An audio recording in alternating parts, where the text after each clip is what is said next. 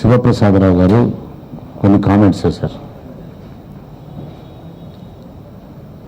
అతను ఒక ordinary man అయితే నేను రియాక్ట్ అయినాను. Because you served as a speaker of the assembly, Andhra Pradesh assembly.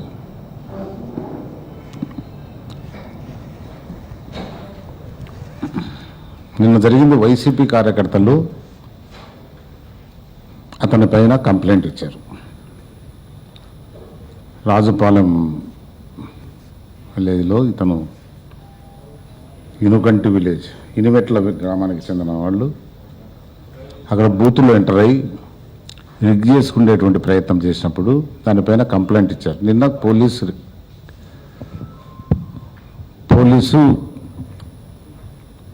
Case file చేసింది. ఆ సందర్భంగా తను రియాక్ట్ అవుతూ ఇతను బూత్లోకి వెళ్ళాడు, పోలింగ్ స్టాఫ్ని బెదిరించాడు, అందరినీ బయటికి పొమ్మన్నాడు, బోల్ట్ వేసుకొని. ఎందుకు వేసుకుంటారు పోలింగ్ బూత్లో బోల్ట్ వేసుకొని? ఒకడే రిగ్ చేసుకున్నానికి పోయాడు. అతని గత చరిత్ర కూడా అటువంటిది. దాని గురించి వైకాపా కార్యకర్తలు కంప్లైంట్ ఇచ్చినప్పుడు అతని పైన కేసు బుక్ చేయడం జరిగింది. ఆయనకు చాలా తీవ్రమైన ఆగ్రహం కలిగింది. ఎందుకంటే ఈ 5 సంవత్సరాలు చట్టాన్ని చెరబట్టినోడు ఇతను, ఇష్టానుసారంగా బిహేవ్ చేశాడు. కాబట్టి ఇప్పుడు నేను దౌర్జన్యం చేసినా నా పైన ఎవరు యాక్షన్ తీసుకునేటువంటి ఇది ఉండకూడదు అనేటువంటి భావన ఉండేటువంటి వాడు. చట్టం మౌనంగా ఉండిపోవాలా, నేను చట్టానికి అతీతం అనేటువంటి దృక్పథంతో ఆ ఉద్దేశం ఆయనలో క్లియర్గా కనిపించింది. కేసుని చట్టపరంగానే ఎదుర్కోవాలి ఎవడైనా. ఆ సందర్భంగా కోడెల ఏం మాట్లాడంటే, ఆశపడచ్చు దురాశ ఉండకూడదు, మీరేంటి, మీ చరిత్ర ఏంటి? జగన్ చంద్రబాబుకు పోటీయా? అంబటి రాంబాబు నాకు పోటీయా? రాష్ట్రం బాగుండాలని అనుకునే వాళ్ళు జగన్కు ఓటేయరు. This are the comments he has made. ఇంకా చాలా మాట్లాడాడు, నేను ఎక్కువ తీసుకోలే.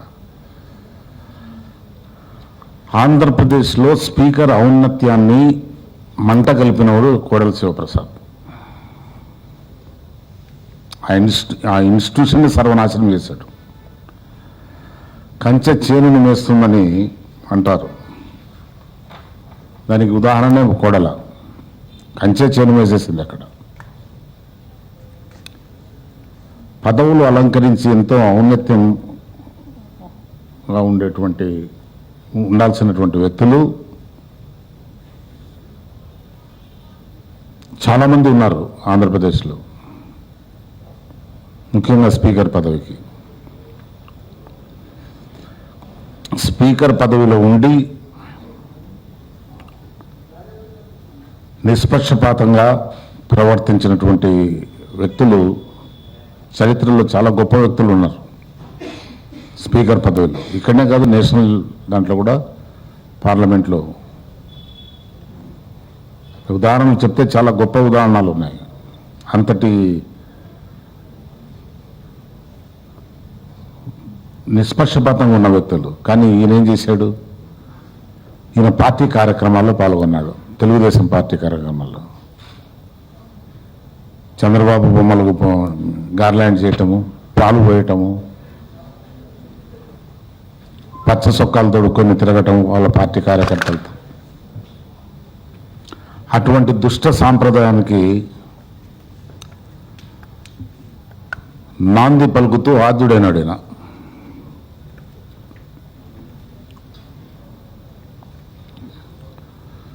ఈ 5 ఏళ్లలో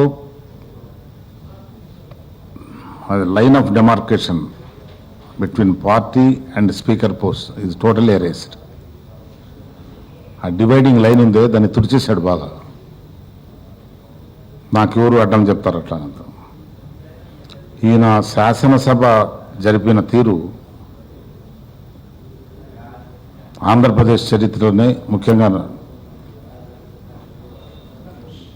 నూతన రాష్ట్రంలో ఒక చీకటి అధ్యాయం.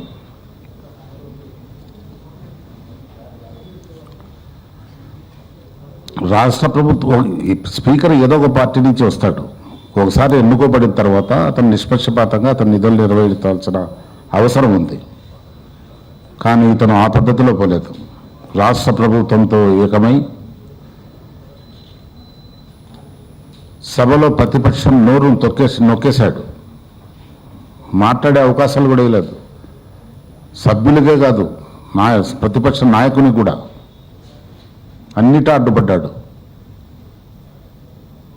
మన రోజా గారికి అయితే ఏకపక్షంగా ఆమెను 1 సంవత్సరం బహిష్కరణ శిక్ష విధించాడు. రూలింగ్ పార్టీ వాళ్లకు ఒక న్యాయము, అపోజిషన్ పార్టీ వాళ్ళకు ఒక న్యాయం. ఇంత డిస్క్రిమినేట్గా పోయాడు. ప్రజల సమస్యలను అసెంబ్లీలో మాట్లాడేటువంటి అవకాశం ప్రతిపక్ష నేతకు ఇవ్వకుండా అతన్ని ఎంతో విధంగా హింసించినా అంటే చాలా అవమానాలకు గురి చేశాడు. రాజ్యాంగం అతనికి ఇచ్చినటువంటి హక్కును కూడా అతని బాధ్యతను నిర్వర్తించేటువంటి అవకాశం లేకుండా చేశాడు. అందువల్లనే సభలో తమకు న్యాయం జరగదు అని ప్రతిపక్ష నాయకుడు ప్రజల దగ్గరికి పోయాడు. ఈ కారణంగానే వెళ్ళింది. ఆయన సుదీర్ఘ యాత్ర చేశాడు. అసెంబ్లీలో కార్యక్రమాలంతా పూర్తిగా తెలుగుదేశం కార్యక్రమాలుగా మారిపోయాయి. ఆ పద్ధతిలో పోయింది. ఇప్పుడు జగన్కు చంద్రబాబుకు పోలిక అంటున్నాడు. నిజమే, చంద్రబాబు లాంటి ఊసరవెల్లి రాజకీయ నేతలు చాలా తక్కువ ఉంటారు, పోలిక ఉండదు. ఎవరిని పోల్చినా వాడికి అవమానమే. ఎవరిని కూడా చంద్రబాబు నాయుడుతో పోలిస్తే వాడికి అవమానం చేసినట్టు.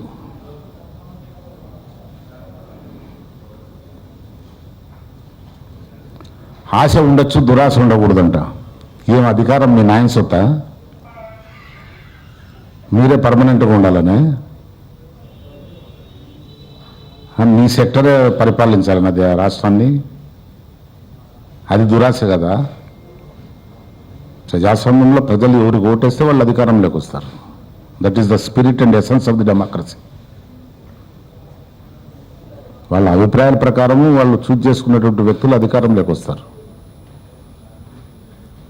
అది మీరు గుర్తెరగాల.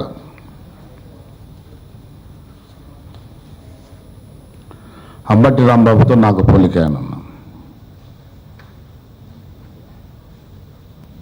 ఏంటి తమ చరిత్ర చాలా ఘనంగా ఉందని? మీ సొంత నియోజకవర్గం నరసరావుపేట నుంచి ఎందుకు వచ్చారు ఇక్కడికి సత్యనపల్లికు? నేను క్వశ్చన్ చేయటం మీ రైట్ను, మీరు ఎక్కడైనా కంటెస్ట్ చేయొచ్చు. కానీ కాంటెక్స్ట్లో ఎందుకు వచ్చారు? బికాజ్ మీ పార్టీ రిఫ్యూజ్ చేసింది మీ టికెట్. మీరు ఓడిపోతారని చెప్తే కాళ్ళు కడుపులు పట్టుకొని మళ్ళా సత్తెనపల్లికి వచ్చారు. సత్తెనపల్లిలో లాస్ట్ టైం సింపుల్ చాలా తక్కువ మెజార్టీతో గెలిచారు.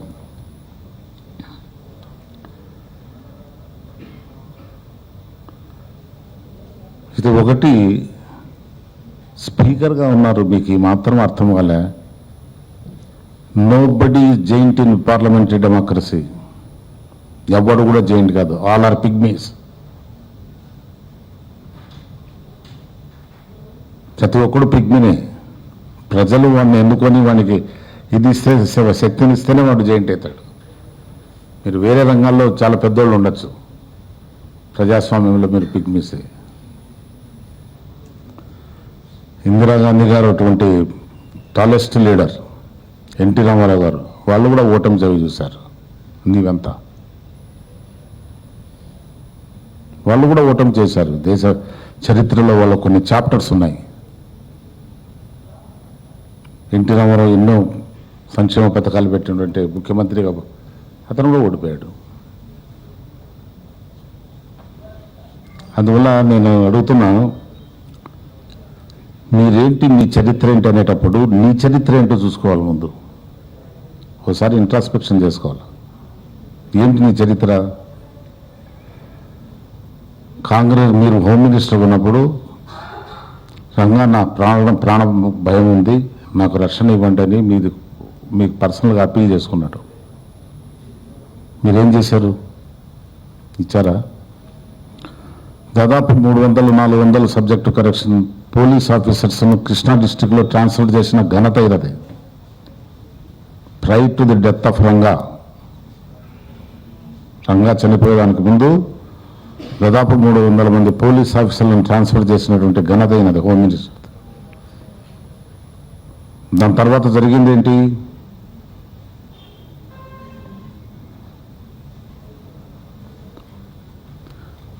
మీ రక్షణ లేక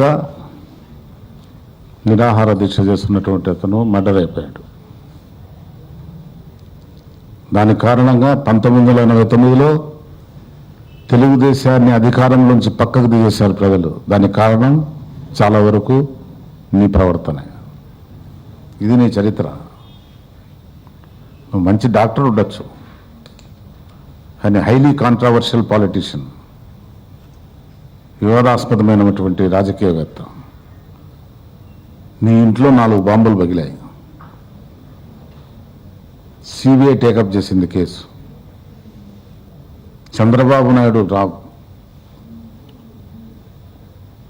వాజ్పేయి గారి ప్రైమ్ మినిస్టర్గా ఉంటే నేనున్నా. Then I was parliament member. నువ్వు చేసుకున్నటువంటి పైరవీలు చంద్రబాబు నాయుడు తన పలుకుబడిని ఉపయోగించి నిన్ను తప్పించాడు. క్లీన్ చిట్గా ఒకటి ఇచ్చారు. తర్వాతనే నీకు టికెట్ వచ్చింది.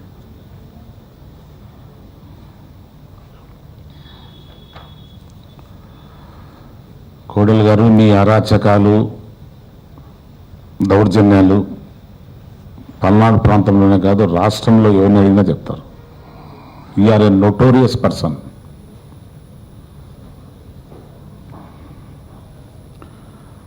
అన్నిటికన్నా అబ్జెక్షనబుల్, స్పీకర్ పదవికి కళంకం తెచ్చినటువంటి అప్రజాస్వామికవాదిను. ప్రజాస్వామ్యంలో నువ్వు ఉండేటువంటి అర్హతను కూడా పోగొట్టుకున్నావు. 23 మంది వేరే పార్టీ టికెట్లపైన ఎన్నుకోబడినోళ్లను చంద్రబాబు నాయుడు తన పార్టీకి డిఫెక్ట్ చేసుకుంటే యువర్ దేర్ యాజ్ స్పీకర్.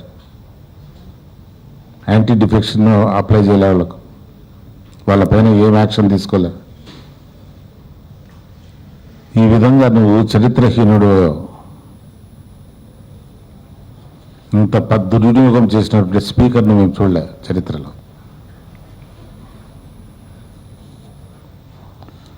మీరు నీతులు చెప్తుంటే ప్రజాస్వామ్యాన్ని గురించి దెయ్యాలు వేదాలు వల్లించినట్లున్నాయి. అది దయచేసి చేయగాకండి. You are unfit to talk about democracy. చట్టాలను గౌరవించటం అది సిటిజన్ లీవలను స్పీకర్గా వదిలేయండి. ఒక సిటిజన్గా నేర్చుకోండి చట్టాలను గౌరవించేది. అధికారం శాశ్వతం కాదని తెలుసుకోండి. ప్రజాభిప్రాయాన్ని, ప్రజా తీర్పును వక్రీకరించాలని చూస్తే చట్టం చూస్తూ ఊరుకోదు. మీ బెదిరింపులకు ఎవరు భయపడరు. Because you have got such a background. Respect command చేసే బ్యాక్గ్రౌండ్ కాదు తమరు. ఈ విధంగా బెదిరించి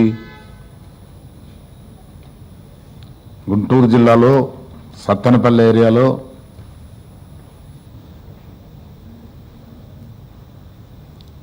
ఈయన గురించి అడిగితే వీళ్ళ కుటుంబ సభ్యులు చేసిన అరాచకాలు that's why you are being punished.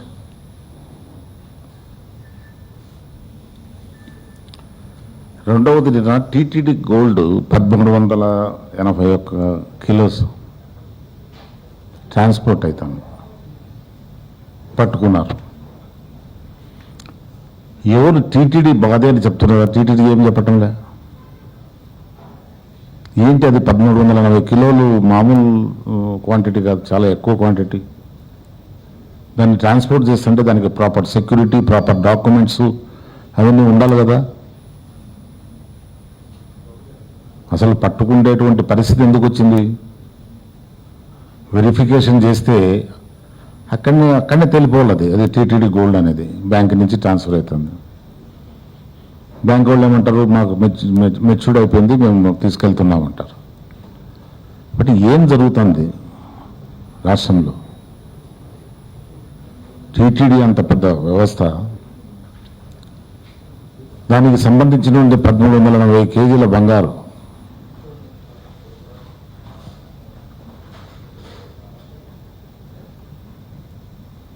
దాన్ని గురించి కూడా వీళ్ళు చెప్పకుండా ఉంటారు. ఏంటి neither TTD not the banks are reacting. ఏం జరుగుతుంది, ఏం జరిగింది ఇంతవరకు ఈ 5 ఏళ్ళు? ప్రజలకు జవాబు చెప్పాల్సిన పరిస్థితి ఉంది. దీనిపైన మాత్రం సీఎం కామెంట్ చేయడు. సీఎం ఎంతవరకు తన సేఫ్టీ, తనను ఏ విధంగా ఇన్సులేట్ చేసుకోవాలా, తను ఏ విధంగా ఎకనామిక్గా బెనిఫిట్ కావాలా, దీనిపైన కాన్సన్ట్రేషన్ తప్ప మిగతా విషయాలపైన పోవటంలే. ఈసీ తనిఖీలలో బంగారు బయటపడిందంటే transportation of such huge quantity should be with proper documents పక్కా ఉంటే కన్నా ప్రాపర్గా వెరిఫై చేస్తే ఈసీ వాళ్ళు కనుక్కుంటారు అది టీటీడీ. మరి అక్కడ డాక్యుమెంట్స్ లేవు కాబట్టి వాళ్ళు సీజ్ చేశారు.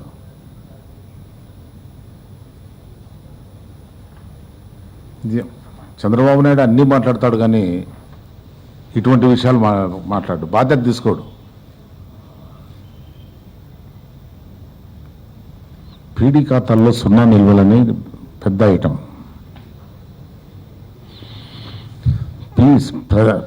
దిస్ పీడీ అకౌంట్ అనేది that will be kept in a particular account for a specific purpose. Public వెల్ఫేర్లో ఏ యాక్టివిటీస్ చేయాలా లేదా ఇంకొక డెవలప్మెంట్ యాక్టివిటీ, ఆ పర్పస్ కోసం అది పెడతారు. మొత్తం 0 చేయటం ఏంటి? ఆ డిపాజిట్లంతా ఏం జరుగుతుంది? ఏంటి ఫైనాన్షియల్ డిసిప్లిన్ ఉందా రాష్ట్రంలో? చంద్రబాబు నాయుడు తన ఇష్టం వచ్చినట్టు ఈ అకౌంట్ నుంచి ఆ అకౌంట్ నుంచి ట్రాన్స్ఫర్ చేసుకుంటారు. తను తినాలనేటువంటి దృక్పథంతో దానికి అనుకూలమైన వాతావరణం ఏర్పరచడానికి ఈ విధంగా budgetary norms, financial discipline violate చేసుకునేటువంటి పరిస్థితి ఉంది రాష్ట్రంలో. Please subscribe to Mirror TV. Please subscribe Mirror TV. Please subscribe to Mirror TV. Please subscribe to Mirror TV. Please subscribe to Mirror TV. Hi, this is Bharat. Please subscribe to Mirror TV. Thank you. Hi, this is Alu Sirish. You are watching Mirror TV and subscribe చేయడానికి కింద subscribe button నొక్కండి. Mirror TV లో వచ్చే videos చూస్తుండండి. Hi guys, Nanomi Ruksha Dhillon. Please subscribe to Mirror TV. Thank you.